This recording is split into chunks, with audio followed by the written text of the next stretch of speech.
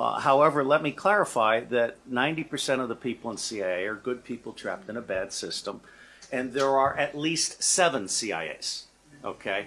So CIA is not a monolithic organization. Also, when we, against the orders of President Truman, when Allen Dulles brought in all the Nazi scientists and so forth, they went to 2 places. They went to CIA and they went to the National Aeronautics and Space Administration, which in our world we call it not a space agency.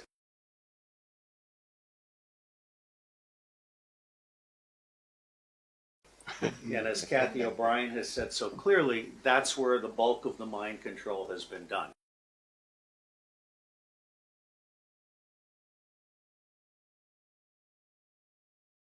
So just to mention the 7 CIAs as a partial and very brief answer to your question.